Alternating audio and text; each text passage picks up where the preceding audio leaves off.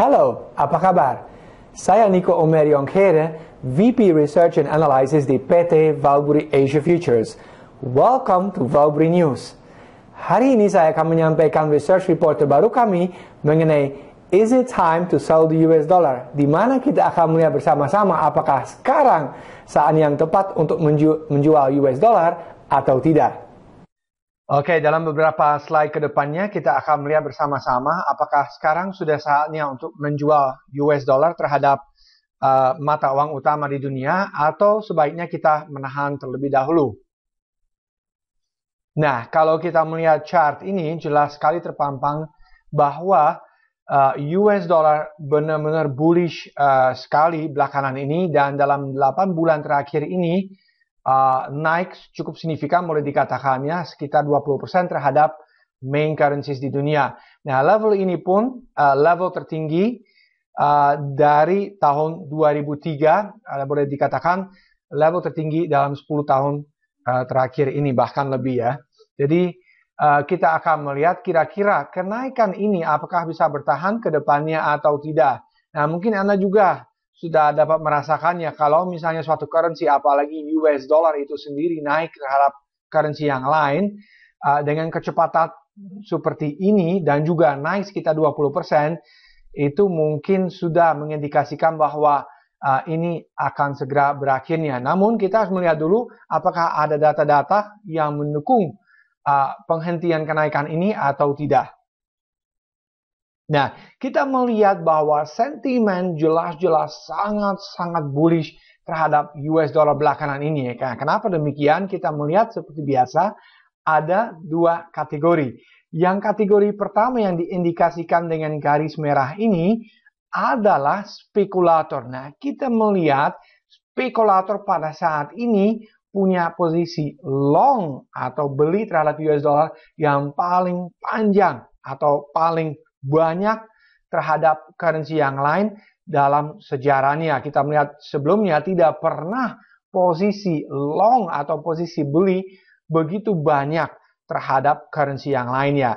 Nah, kalau kita melihat kategori kedua, seperti kita ingat itu the commercials atau juga boleh dikatakan bank-bank besar atau hedgers, itu mereka justru paling short atau paling punya banyak posisi jual terhadap currency yang lainnya. Nah, dengan kata lain kita melihat bahwa the big banks atau the hedgers atau juga yang sering disebutnya smart money atau uang pintar. Kenapa demikian? Karena dalam jangka panjang mereka selalu punya posisi yang benarnya. Mereka punya posisi sekali lagi yang paling short atau paling banyak posisi jual dalam sejarah. Nah, ini juga mengindikasikan bahwa dalam beberapa pekan bahkan bulan ke depannya US dollar akan kembali melemah terhadap mata uang utama di dunia. Nah, dengan penekanannya beberapa pekan bahkan bulan ke depannya. Jadi bukan artinya dia langsung akan melemah dalam beberapa hari ke depannya. Bukan demikian. Karena ini mengindikasikan sentimennya dalam jangka menengah panjangnya. Nah, lalu kita melihat sebetulnya ada 3 alasan atau 3 penyebab utama yang akan menjungkir balikan US dollar terhadap currency yang lainnya. Nah, alasan pertama adalah mean reversion. Nah, artinya apa? Kalau kita misalnya membayangkan suatu karet dan kita tarik ke atas ataupun ke bawah, tidak apa-apa, ke suatu arahnya, dia kalau kita lepas, dia akan balik ke posisi awalnya. Nah, kenapa demikian? Dia akan mean revert, artinya dia akan balik ke posisi awalnya atau akan retrace sebagian dari tarikannya. Nah, kalau kita melihat di sini juga, hubungan pertama yang kita melihat yang sangat signifikan adalah hubungan di antara neraca dari The Fed dibagi neraca dari ECB atau European Central Bank. Nah, artinya apa? Kalau kita melihat garis hitam ini, kalau dia misalnya naik, berarti the Fed atau Bank Sentral di Amerika Serikat itu mencetak lebih banyak uang ketimbang ECB atau Bank Sentral di Eropa itu sendiri gitu. Jadi kita melihat dari tahun 2012 hingga 2014 kita melihat bahwa The Fed mencetak jauh lebih banyak uang ketimbang ECB. Nah, kita ingat bersama bahwa mereka melaksanakan QE3 pada periode tersebut. Memang pada saat ini mereka telah menghentikan pencetakan uang tambahan dan ada pengumuman dari ECB yang akan rapat pada hari ini ketika video ini dibuat, itu hari Kamis, dan mereka akan rapat dan juga akan mengumumkan bagaimana akan dilaksanakan QE yang mereka akan terapkan ke depannya. Kita tahu bersama, setahun setengah ke depannya ECB atau Bank Sentral di Eropa, mereka akan mencetak lebih dari 1,1 triliun euro.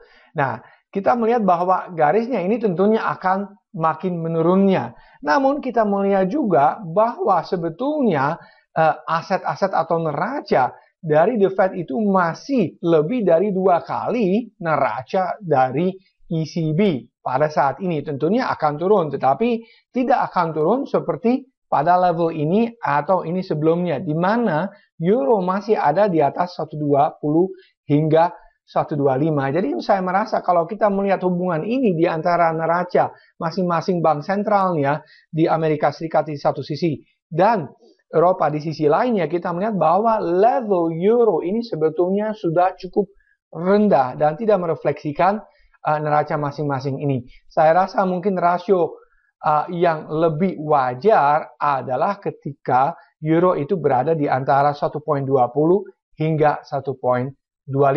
Dengan pertimbangannya bahwa rasio ini di antara neraca The Fed dan ECB itu akan turun sedikit dari sekarang. Nah, hubungan kedua adalah interest rate differential atau perbedaan suku bunga di antara Eropa dan Amerika Serikat. Nah, kita melihat belakangan ini garisnya ini naik, artinya suku bunga di Amerika Serikat sedikit lebih tinggi ketimbang suku bunga di Eropa. Kita tahu bersama bahwa suku bunga di Eropa deposit rate-nya sekarang sudah negatif minus 0,20. Oleh karena itu, secara komparatif atau kalau kita membandingkan suku bunga di Amerika Serikat dan di Eropa itu sendiri, memang itu naik perbedaannya, ya.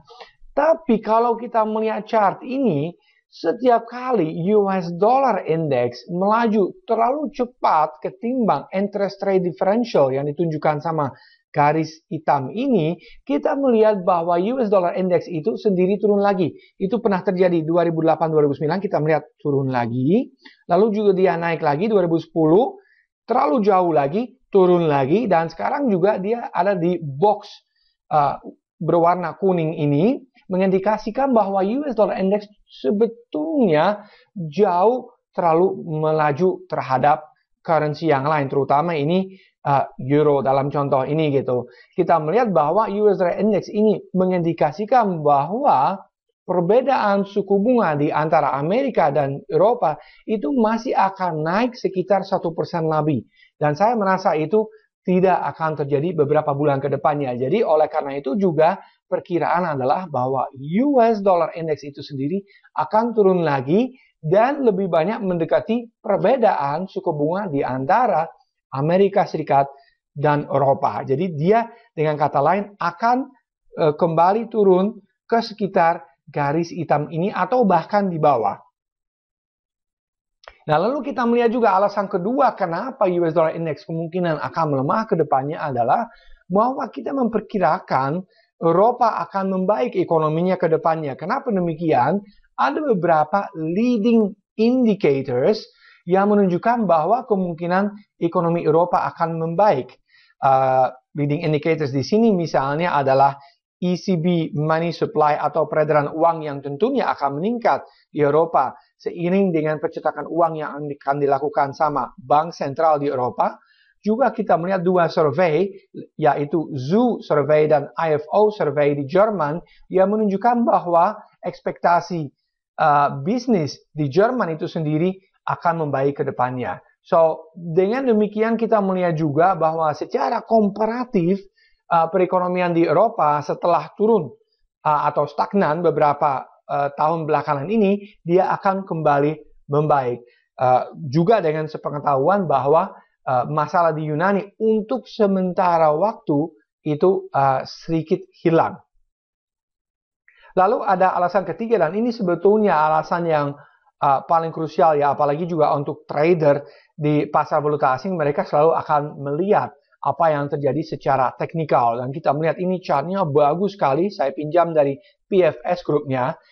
Dia menunjukkan dengan baik bahwa ada resistance yang diindikasikan oleh garis merah di sini yang sangat-sangat kuat dan telah bertahan selama lebih dari 30 tahun ya. Kita melihat sebetulnya awal tahun 1980-an trend line atau resistance ini mulai terbentuknya, dan selama ini memang tidak pernah ditembus.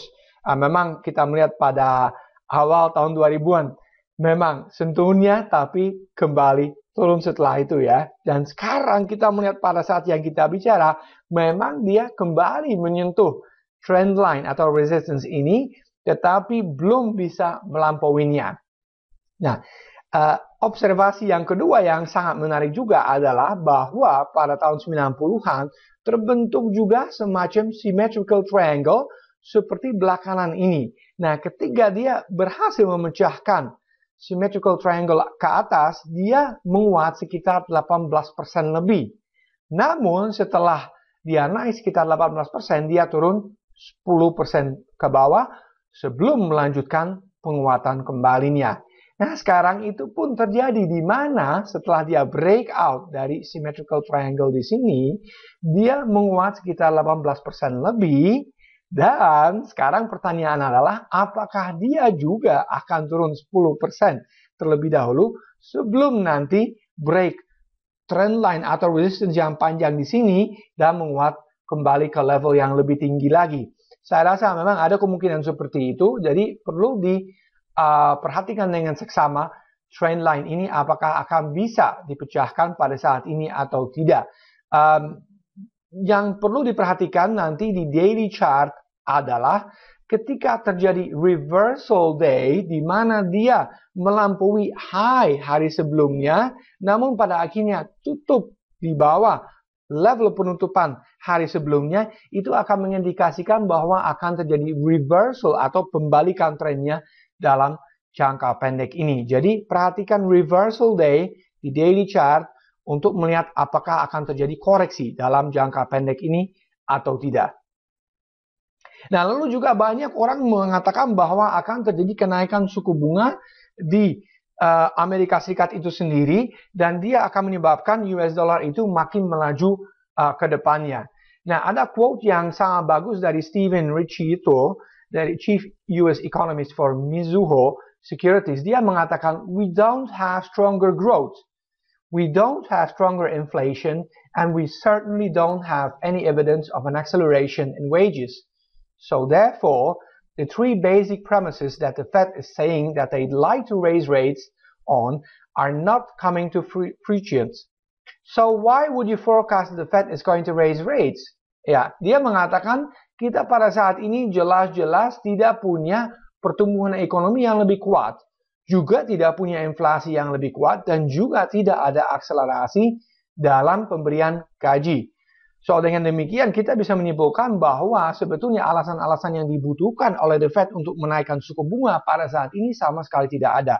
Jadi kenapa kita harus menyimpulkan bahwa The Fed akan menaikkan suku bunga? Memang tidak ada alasan sama sekali. Lalu kalau kita melihat buktinya, misalnya GDP atau pertumbuhan produk domestik bruto di Amerika Serikat itu sendiri setelah mencapai level yang cukup tinggi pada kuartal ketiga 2014 di 5%, ternyata dia turun lagi sampai sekarang revisi terakhirnya ke 2,2% pada kuartal keempat yang lalu. Jadi kita melihat kembali ada penurunan dalam pertumbuhan ekonomi yang tadinya ada harapan bahwa dia akan akselerasi ke atasnya, justru ada pembalikan ke bawahnya. Dan dikonfirmasi lagi oleh Atlanta Fed yang punya modal untuk memperkirakan pertumbuhan ekonomi ke depannya, dia mengatakan bahwa kemungkinan kuartal pertama ini growth-nya akan turun lebih lanjut lagi ke hanya 1,2%-nya. Kalau misalnya kita membandingkan Fed model ini dengan perkiraan kebanyakan analis itu yang masih di antara 2 hingga 3% lebih, itu cukup besar perbedaannya. Jadi kita melihat bahwa kemungkinan penurunan pertumbuhan ekonomi di Amerika Serikat itu makin akan terjadi terus ke depannya. Lalu kita melihat juga permulaan tahun 2015 itu kalau kita misalnya melihat US macro data itu makin memburuk. Nah, grafik ini secara simple atau sederhana menunjukkan apa? Kalau misalnya garis ini turun, itu artinya data-data ekonomi itu makin memburuk dan makin di bawah perkiraan kebanyakan analis. Dan kita melihat garis hitam ini yang merefleksikan growth-nya pada saat ini, kita melihat paling buruk sejak 2006 permulaan ini. Jadi ini juga menunjukkan bahwa sebetulnya tidak ada alasan sama sekali untuk Janet Yellen menaikkan suku bunga pada saat ini karena data-data ekonomi itu makin memburuk ketika kita bicara ini. Data ini mengandung banyak sekali data-data ekonomi seperti durable goods orders, retail sales, services sector, dan sebagainya. Banyak sekali yang mereka melihat ini. Dan ini jelas sekali terpampang di grafik ini makin memburuk pada saat ini data-data ekonomi di Amerika Serikat. Lalu kita melihat juga a strong dollar atau dolar yang kuat menyebabkan apa? Menyebabkan bahwa defisit perdagangan di Amerika Serikat itu makin besar. Kita melihat misalnya data Desember yang terakhir yang dirilisnya itu memburuk 17,1% terhadap misalnya bulan November. Nah, kenapa demikian? Tentunya kalau kita mikir a strong dollar atau dolar yang kuat menyebabkan ekspornya akan makin melambat ketimbang impornya. Oleh karena itu perbedaan di antara ekspor impor akan makin membengkak dan menyebabkan defisit perdagangan makin besarnya. Jadi oleh karena itu juga pengusaha-pengusaha di Amerika Serikat, kalau saya melihat komentar mereka belakangan ini, mereka mulai makin gelisah dan makin resah dengan penguatan dolar pada akhir-akhir ini. Jadi mereka juga pasti akan sounding ke Bank Sentral di Amerika Serikat, tolonglah bantu kita karena kita makin terpuruk dengan dolar yang sangat kuat belakangan ini. Nah, ini juga tentunya terrefleksi dalam earnings perusahaan di S&P 500. Kalau kita melihat misalnya garis merah ini yang menunjukkan forward earnings atau pendapatan yang diperkirakan ke depannya itu makin turun seiring dengan dolar yang makin kuat. Nah, ini inverted atau dibalikin. Kalau dia misalnya makin kuat, dia makin turun garis ini. Jadi jelas sekali terlihat bahwa setiap kali ada penguatan di US Dollar Index itu, pada saat itu juga pendapatan dari perusahaan yang tercatat di bursa itu ikut turun. Nah, pada gilirannya kalau misalnya pendapatan perusahaan turun, itu juga pasti ada implikasinya terhadap pertumbuhan ekonomi yang akan makin melambat ke depannya. So, kesimpulan adalah a strong dollar is not good for the US economy.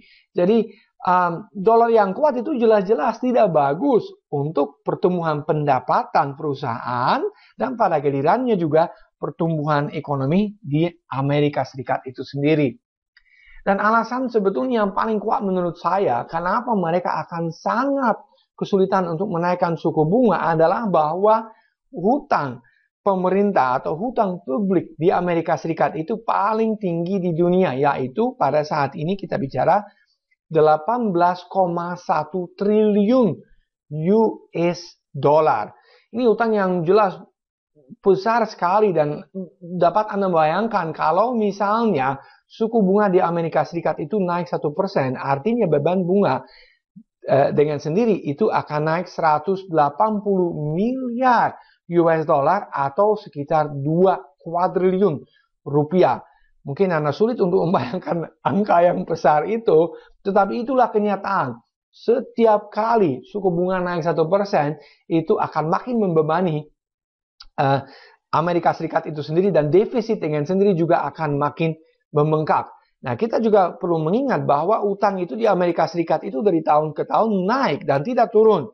Nah, pada saat kita bicara misalnya utang masih naik di antara 500 miliar sampai 1 triliun US dollar tahun demi tahunnya. Dan kalau misalnya perkiraan ekonomi itu akan makin turun ke depannya, itu juga akan menyebabkan defisit akan makin naik lagi. Jadi Janet Yellen juga akan sangat hati-hati untuk menaikkan suku bunganya, mengingat utang yang mereka miliki itu sangat besar. Nah, Richard Russell, salah satu favorit saya, yang sudah umurnya 90 dan juga memperhatikan pasar di Amerika Serikat selama 60 tahun terakhir ini, saya selalu memperhatikan apa yang dikatakan sama beliau. Dia mengatakan, negative news is creeping out about the US economy. And if this continues, which I think it will, any boost in interest rates will be out as far as possible. If it turns out that we're back in a recession, I would not discount the return of quantitative easing. The world is in a cycle of deflation and deleveraging, and every central bank is fighting the deflationary trend. Artinya apa? Bahwa dia juga memperkirakan bahwa US economy atau perekonomian di Amerika Serikat sendiri itu akan melambat secara terus-menerus dalam beberapa kuartal ke depannya, dan dengan demikian akan menyebabkan bahwa Bank Sentral di Amerika Serikat akan mengalami kesulitan untuk menaikkan suku bunga. Bahkan kalau misalnya seandainya perekonomian Amerika Serikat itu masuk resesi, jangan-jangan mereka justru akan kembali melakukan quantitative easing dengan mencetak makin banyak uang. Jadi kesimpulan adalah bahwa bank sentral di seluruh dunia tidak melawan inflasi pada saat ini, tetapi melawan deflasi. Oleh karena itu kita melihat pada tahun ini aja sudah 21 bank sentral di dunia menurunkan suku bunga, termasuk juga di Indonesia. Kenapa demikian? Bahkan Indonesia, sebuah negara berkembang, mengalami deflasi pada 2 bulan pertama ini, di mana deflasi sudah lebih dari 0,60%. Oleh karena itu juga Bank Sentral di Indonesia memutuskan untuk menurunkan suku bunga sebesar 25 basis point dari 7,75 ke 7,50. Jadi ini juga menunjukkan bahwa sebetulnya ancaman di dunia itu bukan inflasi pada saat ini, tetapi deflasi. Oleh karena itu juga sekali lagi juga perlu ditekankan bahwa kenaikan suku bunga itu saya belum terlalu melihat pada saat ini, termasuk di Amerika Serikat. So, what should you do or what should you buy when the US dollar weakens? Ketika US dollar itu melemah, kira-kira aset apa yang bagus untuk dimiliki oleh Anda sebagai seorang investor gitu. Nah, tentunya itu lawannya atau balikannya dari US dollar index itu, yaitu euro yang pada saat ini masih sedang melemah. Saya rasa itu bisa memberikan kejutan untuk investor ke depannya. Juga tentunya kalau misalnya US dollar melemah, kita melihat di garis kedua ini, komoditas itu kemungkinan akan naik. Oleh karena itu juga Australian dollar dan Canadian dollar yang merupakan commodity currencies, di mana ekspor komoditas itu sangat besar, mereka juga akan sangat diuntungkan dengan pelemahan US dollar. Lalu tentunya juga komoditas secara umum, tapi terutama saya melihat minyak itu as a very strong buy di antara 48 hingga 55 US dollar per barrel pada saat ini, boleh dibeli pada saat ini pun gitu, merupakan strong buy ketika misalnya US dollar itu melemah, dan juga tentunya precious metal seperti emas dan perak yang juga masih relatif tertahan oleh karena US dollar yang kuat pada saat ini. Dan terakhirnya emerging markets, negara berkembang, bursa-bursa mereka itu seharusnya bisa melonjak lagi, dan juga mata uangnya yang belakangan ini cukup tertekan, termasuk rupiahnya juga. Nah, terakhirnya saya juga ingin menampilkan chartnya dari euro, di mana kita melihat dia telah menyelesaikan wave turun 1, 2, 3, dan 4. Kemarin memang saya memperkirakan bahwa wave 5 ini sudah selesai, tapi ternyata dia hanya membentuk semacam flag atau bendera di sini dalam wave nomor 4, dan kemungkinan besar masih akan membentuk low barunya di bawah low ini. Dan ketika di video ini dibuat memang sudah terjadi pada saat ini. Targetnya sendiri saya melihat di sini adalah sekitar mungkin 1.0760 low-nya yang pernah tercapai di tahun 2003 sebelumnya. Jadi boleh dikatakan dari saat ini masih ada kemungkinan penurunan 200 hingga 300 pip di euro terhadap US dollar.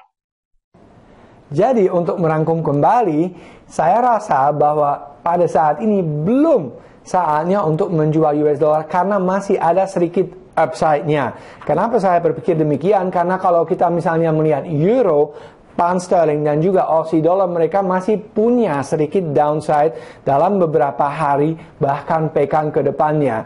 Namun, seperti tadi juga saya sampaikan di videonya, perhatikanlah reversal day di daily chart, di mana misalnya US dollar index mencapai high yang lebih tinggi dibandingkan hari sebelumnya, tetapi pada hari itu juga dia turun dan tutup di bawah penutupan hari sebelumnya. Nah, kalau Anda misalnya melihat fenomena seperti ini di mana terjadi reversal day di US dollar index, itu tanda-tanda awalnya yang perlu dikonfirmasi esok harinya, di mana kita bisa menjual US dollar index dan tentunya membeli currency yang lain seperti misalnya euro, pound sterling, dan juga Aussie dollar, bahkan Canadian dollar yang merupakan commodity currency. Sekian dari saya untuk saat ini. Sampai jumpa di Valbury News berikutnya.